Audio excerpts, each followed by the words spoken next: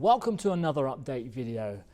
This is our third one and it kind of seems to be coming out monthly, doesn't it? Which is great really, because it appears that you guys do enjoy them. Now we have some Herman news, but we're going to be covering that later in the video. First of all, in the last update I asked you about reviewing products and we had quite a lot of feedback. So first of all, a lot of you thought that I get paid for doing those review videos. Now some videos, some collaborations, some reviews, such as the VPN ones you might see, or food, and like Y Food, I think one of the companies is called, they do offer payment as for doing the review videos, or announcing Squarespace and all that kind of stuff. But most of the time you just get the free product, and I guess the only way of making a bit of money other than doing it on YouTube is to actually sell them on. So you're not getting any money for promoting or reviewing these products. And another thing, the review videos don't seem to get as many views as our vlogging videos. Now a few people said that they don't like reviews and that once they've seen the review on one channel it gets boring when they see it on all the other channels. Johnny Burr, her subscriber, said that why don't we just place the review stuff, reviewing the product part of the video, at the end, so if you're still interested in watching the review then you've already watched the entire video of the vlog and then you can continue watching the review. I think it's a great idea and I might actually start doing that. However, some companies do want a dedicated video, which of course you can question them about it and try and change their mind, but most of the time, yeah, they just want a dedicated video or two. Few people don't want to see power banks apparently. I wonder why. I think that's because they are sent to so many YouTubers and there's so many different types of power bank out there, different companies or whatever. And these are kind of the product that you get for free. They're very expensive, so I think YouTubers tend to go and accept the product and review it, which in some cases is a bit unfortunate, but there are so many out there. Some good ones. I haven't actually come across any bad ones. Some people said that I should only review motorhome related products, which I think I have to agree, to be quite honest. Unfortunately, motorhome accessory companies don't seem to come up to us, email or whatever, and suggesting a collaboration review or something. However, saying that, I have had one recent one which I'm really interested in doing. It's about securing your windows, your plastic windows in your motorhome or caravan. So I am really keen on getting that product, taking a look at it and showing you how that works. Now I have some results from the poll of products that I thought that you might be interested in me reviewing, that I've been contacted by these companies to do a review. We've had 58 responses from you guys, which is great, thank you very much. The most popular, as you can see from the chart, is Connect Plus, followed by the battery starter and charger. However, they are very expensive, so I'm still not too sure whether or not I should review those two products. In fact, sorry, there's three. There's a battery, charger and a starter. The least popular is the FM radio and the earplugs, which totally understand. A few people said that the FM radio can be useful if you're in the middle of nowhere and you have no phone signal and you don't want to use your vehicle battery to use the stereo. Next we have our viewer story, and this has been sent in by Andrew Gledhill, and I'll read it out to you here. In late October 2021 we found a promising 2006 Trigano Tribune campervan at a dealer. It was up for £20,000, but when we went to view it we thought it looked rather tatty. We decided against that one and had a look around the dealer's yard. They had a 2004 compact 2-berth Swift Sundance 530 LP, priced at the same £20,000. We had a look at it, and although it was older than the Trigano, we thought it looked in very good condition. We ended up buying the Swift and took delivery of it in November 2021. Our first trip out in the Swift was in January 2022. We went for 2 nights to Caravan and Motorhome Club site in Castleton in Derbyshire. Despite the fact that it was raining and very windy on the first night, we loved it. They go on to say that they went on to a few more trips after that, and then in June we had our first full week out in the Swift. But we were starting to get a bit annoyed with the design of the Swift. Specifically, we had to convert the bench seats into a bed every night. This just niggled us a bit, and because this was all we could afford at the time, we were resigned to the fact that we had to put up with it. Then they had a bit of a windfall with their pensions, and they saw an opportunity to upgrade. He continues.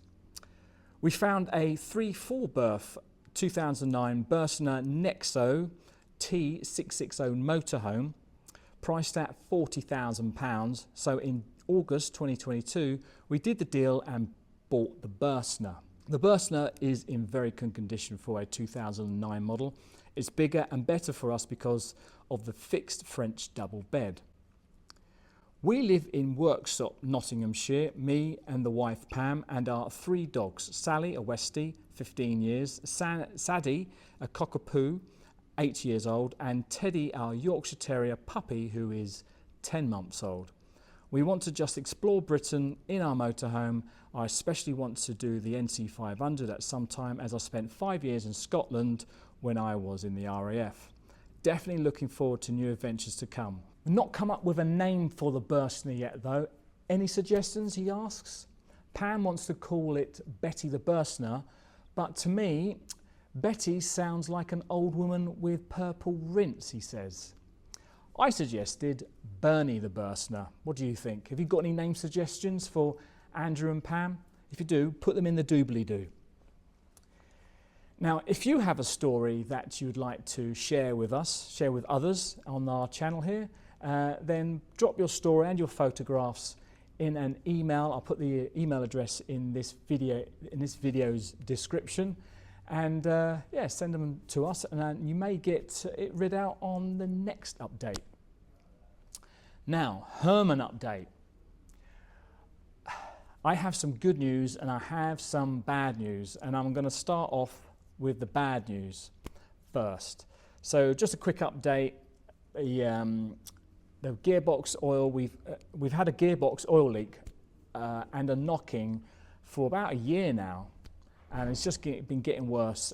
And now recently the clutch has gone. It's just burning and it's slipping, so it's not very drivable at the moment. We had to send it to a garage, the gearbox garage, on an RAC flatbed, which you may have seen in a recent video. But the garage, they wanted £2,000 upfront payment, which, well, I didn't like doing it, to be quite honest. And when I tried to put the money through the account for the bank wanted me to call them up and say, and they told me basically what you're doing. It was a money transfer, whatever. They said, don't do it like that. We're going to cancel this. Don't do it like that. Use your debit card. So I asked the garage for some debit card details, and they sent it to me, and I used my debit card instead, which is a good thing. Don't just send money to people. Ask them for a debit card. Best advice I've ever given anyone, I think. Anyway, so and the garage said that it will be done and delivered back home in 5 days. On that day, it was Monday, and they said it would be back on Friday. So, however, a subscriber who lives in the area where we dropped the motorhome off, or the RAC did, they recognised Herman sitting in the street, and they basically told me that yes, Herman, couldn't quite believe that Herman was near where they live, and they told me that Herman has been on the street, not in the garage, all week, and so we weren't very happy with that at all. Thinking of security, thinking of Herman being stolen, although he wouldn't get far with that clutch, I don't think, or even things stolen from it. So I contacted the garage, and well, they just kept playing me around, giving me excuse after excuse. So in the end, we decided to take it somewhere else. Now, I phoned around and a few places, and one company I chose, in fact they all were busy, but this company was busy, and they also didn't have any place to store Herman. Okay, so I would have had to leave the bad garage and store it somewhere. Herman again is barely drivable, so I needed to get it transported to some storage. I called the RAC requesting another relay, and they said to me that they only do one relay per breakdown. They wanted £2,000 to relay it back home, or £1,000 in the new garage. Bearing in mind, I'm not even talking about storage at that point, it was just the garage. So £1,000 for the new garage, which is ridiculous. So we have a problem. We need some storage and transport.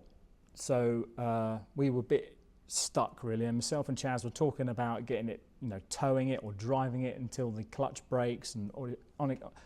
So luckily, and this is some good news, our subscriber who spotted Herman in the street said that her husband drives a 17-ton flatbed, and they have a secure yard to put Herman in. So we were so thankful about this. This was just fell on our lap, and it was just amazing. Some bad news followed by some good news. It was just amazing. So in the last few weeks, Herman has been waiting for his appointment at the garage, at the gearbox garage, waiting for it to become available. Now, while we've been waiting, I've been trying my hardest to get my £2,000 refund back. But again, I keep getting excuse after excuse, reason after reason, and such as they're not able to log into the computer. Oh, by the way, they have told me that I would get in my refund, but via email, so I have it in writing. They've also said that they couldn't find my account on their computer. They've been stuck on the motorway, and they're not going to be able to get into the garage until whenever. And the administrator, who can do all these things, is ill, and he's been signed off work. I don't even think they have an administrator, to be quite honest, but that's just me. However, so the good news here is I still have not received money from the garage, but the bank is sorting it out. That's all I'm going to say about that. So good thumbs up all round for that, but the bank is sorting it out. So our appointment to get Herman in, get his gearbox sorted out, is Monday the 13th, which, when this video is published, will be tomorrow. So I still got to transport it to the garage. He's about 15 miles away from where we stored it to where the garage is to fix it. And the flatbed that he was carted on to the storage yard, it might not be available. So we're going to have me and Chaz, and might have to drive it with a terrible clutch and tow it or do something with it. In the next video, you'll see me collecting Herman from the garage, taking it to storage, and then moving it on, what way we do it, to the good garage. Well, hopefully it's a good garage. They sound good. Haven't been messing me around. So that is not to be missed, and that will be released next weekend. Other Herman news. Now, you must know by now that we didn't actually end up going to Ireland last year due to problems with drive shafts on Herman and all these other mechanical stuff. But now we've rebooked the ferry crossing to Ireland for September. And we've also booked Easter. So we're going to Morn Hill in Winchester. However, we're not entirely sure whether or not we're going to be able to go. Herman might not be able to go. He might not be ready to go. It's going to be quite tight. I think we've got about a week. They said they're going to be fixing it. It should take 2 weeks to fix. That only leaves us a week, but of course, might have to wait for parts. It might take longer. So the worst case scenario is we lose our deposit of, I think it was 30 something quid, so which is not too bad. But I wanted to get that booked in, because if I booked it a week before, the chances are, week before Easter, the chances are we never would have been able to get that booking. So, HermanFest. Don't forget HermanFest. It's on the 16th to the 18th of June. So far, we've got 53 vans coming, which is fantastic news. So if you're interested in going, you'll see a link. You'll see a link in the video description to more information. And it's near Bath, just south of Bath, a few miles south of Bath in Somerset. If you can make that, we would love to see you all there. So that's it. Thank you very much for watching, and goodbye.